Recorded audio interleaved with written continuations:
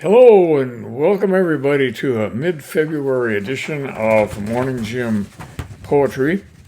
This is Jim Ransom, your reader in residence, which is better than jail.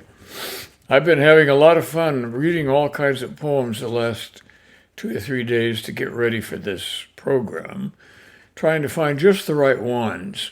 Of course, I've had to stumble through some that were unintelligible, like an abstract painting. But I think a poem needs to communicate a message.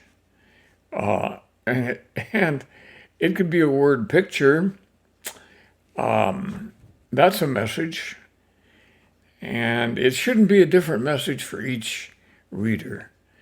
A poem needs to draw us together to focus on some things or ideas. Today I'll be reading poems by Ruth Moss, by Jane Yolen, and a pair of my own poems. I hope you note that I don't swamp you nice folks with my own poetry every week. After all, I'm just one of many poets putting down thoughts and pictures, which is my theme for today, thoughts and pictures.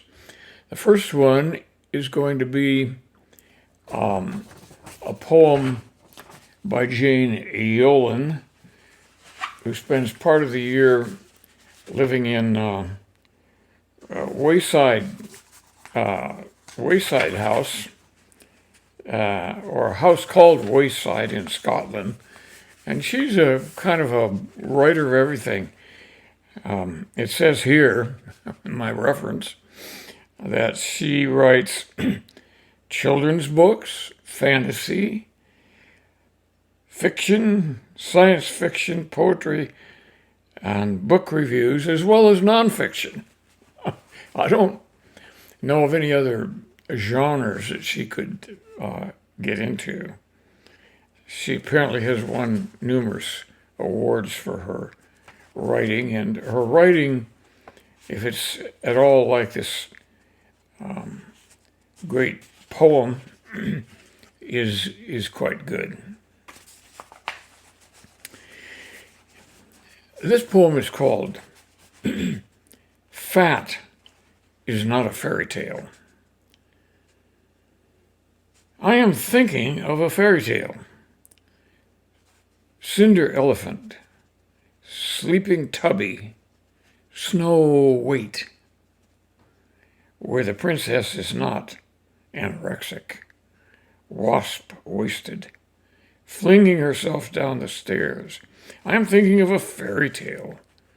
Hansel and Gretel, Hansel and Great, Rapunzel, Beauty or Bounty and the Beast, where the beauty has a pillowed breast and fingers plump as sausage. I am thinking of a fairy tale that is not yet written, for a teller not yet born, for a listener not yet conceived, for a world not yet won, where everything round is good. The sun, wheels, cookies, and the princess.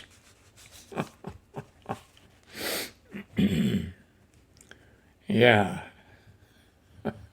Snow White. I love that. I love that. Snow White, that line. I like this poem because it celebrates, in a subtle way, being fat, or at least suggests that every description of beautiful people does not have to be of skinny ones. Very clever, very original, and very much like the world we live in, I would say. Now,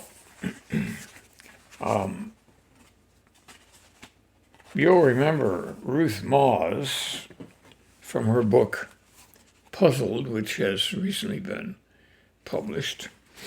And in this book, she has also published some artwork by her cousin, and the whole thing makes a very nice impression on the reader. But let's see if I can find this poem. I put a marker on it. Here we go. This poem is called Barbels. Now you'll note that I did not say barbells. I said barbels. I need to make clear that we're talking about the sensory organs that protrude from the lips of some fish, including catfish. These are called barbels.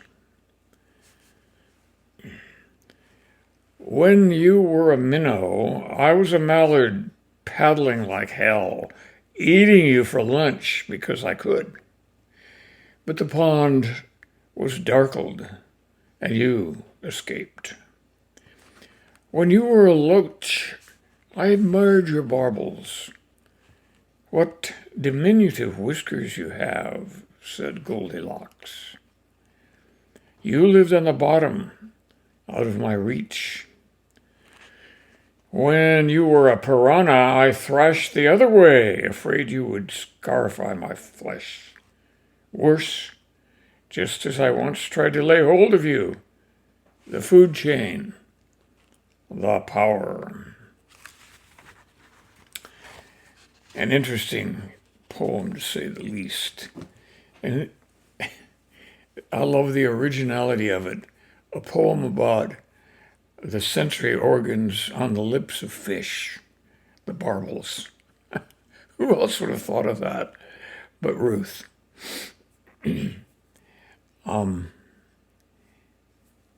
And I think we could say of that poem that things are not always what they seem to be in our imagination.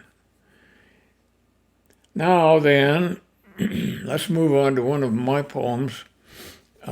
This is an unpublished poem, and so I can't show you the book.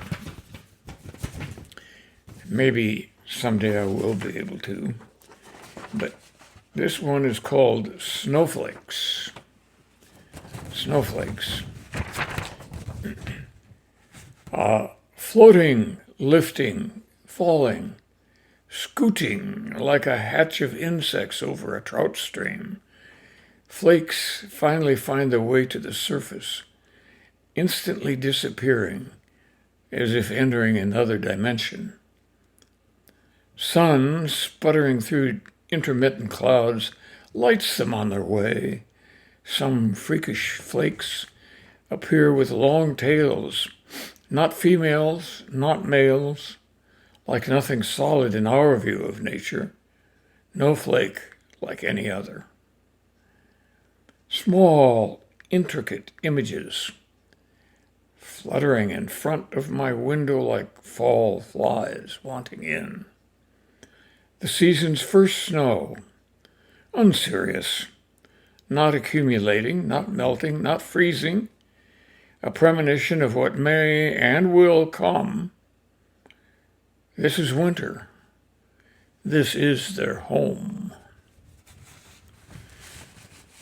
Okay, I think that's self-explanatory, and I have to say that since I was a small child, I've been fascinated by snowflakes.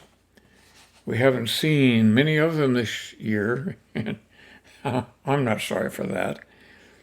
But if you take the time to look very carefully at snowflakes, they are beautiful. They are beautiful things. And so I finally decided last winter to detail my impressions, and that poem is what I came up with. But let's move on to another poem I wrote called The Smile. And here it is, The Smile. When I first saw you smile, you weren't smiling at me, But even so, it made me unsteady. I wanted you to smile at me, but I knew I'd need to be standing firm. I could not be on a ladder or coming down steep, winding stairs, for I would lose my balance. Is that why they call it falling in love? Falling down for some smiling girl will not make them like you. Try flowers. Bring her flowers. Pretty girls will always smile for pretty flowers. You can think she is smiling for you, and she will be. She is grateful for the smiling flowers.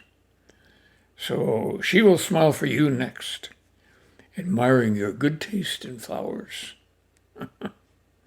In the old days, the man with flowers would bow slightly, but today, a nod and a smile from you will be okay. After that, his life and yours will get more complicated. There are many kinds of smiles, aren't there?